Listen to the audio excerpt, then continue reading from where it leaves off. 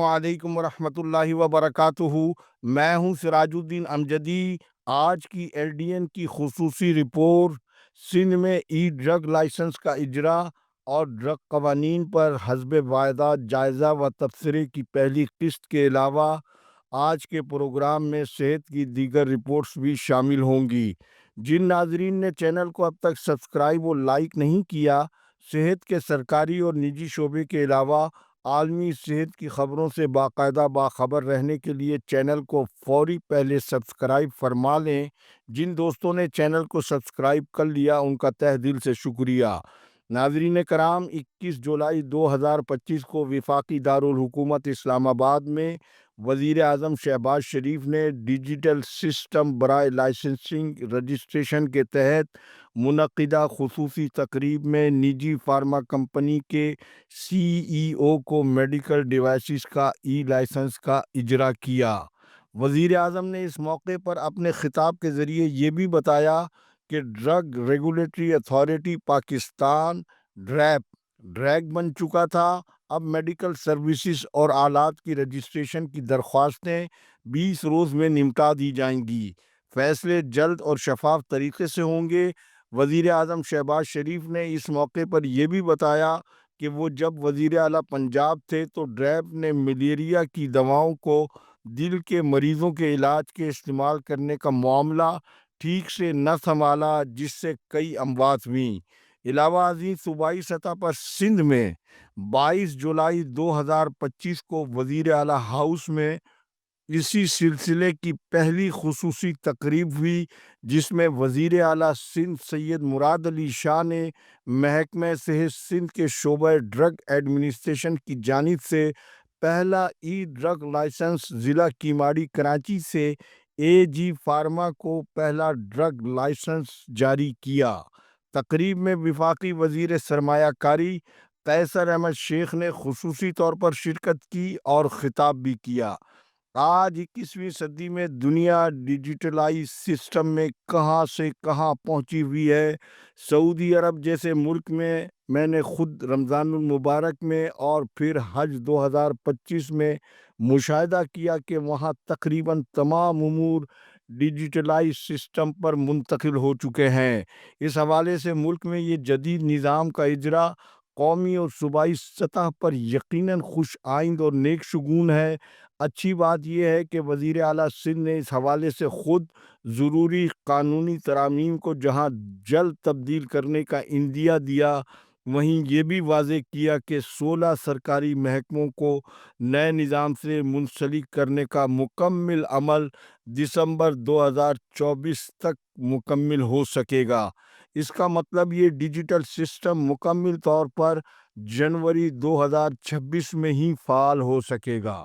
ناظرین کرام، drug act 1976 کے ترمیمی رولز 1979 کے مطابق رول 11 چیپٹر 3 کی شق 11 میں صوبے کا سیکریٹری صحت ڈرگ لائسنس کے اجرا کا اختیار رکھتا ہے، جبکہ رولز 11 کی شق 1 کے تحت وہ عوام کی سہولت کے لیے اپنے یہ اختیارات اپنے ماتحت افسران کو منتقل کرتا ہے، جس کے مطابق یہ اختیارات تاحال صوبے بھر کے ڈی ایچ او ضلعی صحت افسران کو حاصل ہیں۔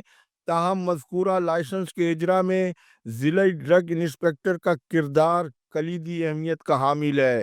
وہ درخواست کے قواعد کے مطابق جگہ کا معائنہ، کوالیفائڈ پرسن کی جانچ پڑتال، فیس کی تصدیق کے ہمراہ اس کی تصدیقی رپورٹ کے بعد ہی ڈرگ لائسنس کا اجرا یقینی ہو پاتا ہے، اور ڈرگ انسپکٹر کا کردار تمام امور کو قواعد کے مطابق شفافیت کی ضمانت ہوتی ہے۔ سندھ میں رول 12 میں ڈرگ لائسنس کی کیٹیگریز اقسام جو بیان کی گئی ہیں، اس کے مطابق نمبر 1 ریٹیل میڈیسن سیل، یہ فارم 6 ہے، جبکہ 2 نمبر کے مطابق فارم 7 یہ مینوفیکچررز، امپورٹرز اینڈ انڈینٹرز کے لیے ہے۔ جو ادویہ کی ترسیل کے نیٹ ورک کی تفصیل دینے کے پابند ہیں، جبکہ نمبر 3 فارم 7A ہے اور یہ ادویہ کی ہول سیل اور ڈسٹریبیوٹر کے لیے ہے، جبکہ نمبر 4 فارم 8 ہے جو فارمیسی کو مختلف ادویہ کی ڈسپنسنگ کی اجازت دیتا ہے، جس میں عام طور سے جلدی امراض کی دوائیں کوالیفائڈ پرسن کے نقطہ جات کے مطابق تیار کرنے کی اجازت ہوتی ہے، جبکہ 5ویں نمبر پر فارم 9 ہے جس میں نارکوٹک سمیت کنٹرول، اینٹی بایوٹک اور ادویہ شامل ہوتی ہیں۔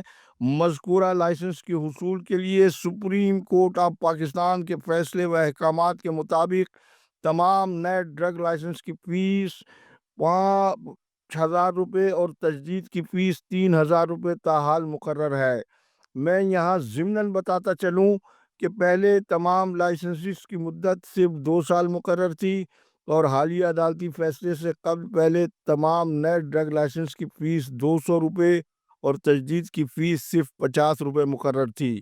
سندھ میں عدالتی فیصلے سے قبل ڈسپنسر کے ڈپلومے پر بھی ڈرگ لائسنس کا اجرا ہوتا تھا اور 1976 کے ڈرگ ایکٹ سے قبل جب ڈسپنسر ڈپلومہ کی تعلیم کا آغاز نہیں ہوا تھا تو ڈرگ لائسنس تجربہ کار کمپاؤنڈر کو جاری کیا جاتا تھا، جس کی تصویر ڈرگ لائسنس پر چسپاں ہوتی تھی۔ آج تک کے لیے ڈرگ لائسنس کی قانونی تاریخ کا یہاں تک ذکر، انشاءاللہ مزید تفصیل کل کی رپورٹ میں آپ ملاحظہ فرمائیں۔ ناظرین کرام، جوں دوا کی مرض بڑھتا گیا کی مانند سندھ سروسز ہسپتال ایم جناح روڈ، محکمہ صحت سندھ کے ماتھے پر کرپشن کی روشنی کا وہ چمکتا ستارہ ہے جس کی روشنی سے چیف سیکریٹری سندھ، وزیر صحت و بہبود آبادی سندھ اور سیکریٹری صحت سندھ کے دفاتر تاریکیوں میں ڈوبے ہوئے اور سرکاری ملازمین اور افسران کا یہ ہسپتال صرف ری ایمبرس بلز کی منظوری کا ڈاک خانہ بنا ہوا ہے، اور ہسپتال کے ڈیفیکٹو ایم ایس وہاب اللہ یوسفانی نے اسے کرپشن کا کارخانہ اور سرکاری فنڈز پر نجی دھوبی گھاٹ بنا رکھا ہے۔ ڈاکٹر غلام حسین بروہی ایکس پاکستان لیو مکمل ہونے کے باوجود 23 جولائی 2025 تک ہسپتال سے غیر حاضر، اور وہاب اللہ یوسفانی اب اسکن انسٹیٹیوٹ صدر کے بھی مہاراجہ بن بیٹھے ہیں۔ گزشتہ روز انہوں نے ڈاکٹر نسرین میمن کو بھی بروہی کی طرح اپنے افسر کے طور پر وہاں تعینات کرا دیا ہے، جنہیں کوئی انتظامی تجربہ نہیں ہے۔ ہماری گزشتہ روز کی خصوصی رپورٹ میں نیلی پیلی دواؤں کی نشاندہی نے جعلی مین اسٹور کیپر منصور خان اور صابر پٹھان اور ان کے سرپرستوں کی نیندیں اڑا دی ہیں۔ یہ حقیقت میڈیا تک کیسے پہنچی؟ مافیا بہت پریشان ہے، جبکہ ان خبروں سے محکمہ صحت کے ارباب اختیار کو بے خبر رکھنے کی چوکیداری کا نظام وہاب اللہ یوسفانی نے سیکشن افسر ڈاکٹر اسد کھتری اور نور نظر مصطفیٰ شیخ کے سپرد کر رکھا ہے۔ اسی طرح لیاقت آباد کے سندھ گورنمنٹ ہسپتال کے سرکاری ہسپتال کے ایم ایس ڈاکٹر عتیق الرحمان قریشی کا حکم نامہ مافیا نے ہوا میں اڑا کر رکھ دیا ہے۔ ایاز خان ای سی جی ٹیکنیشین اسٹور میں تھامسن سینیٹری ورکرز کے ذریعے اسٹور کا سرکاری مال ادھر سے ادھر کرنے میں مصروف ہے۔ ہسپتال میں ای سی جی نہ ہونے کے باعث کوئی مریض جان سے گیا تو اس کا ذمہ دار کون ہوگا؟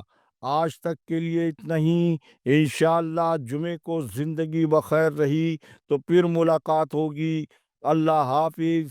پاکستان زندہ باد، کرپشن مردہ باد، عوام و افواج پاکستان پائندہ باد۔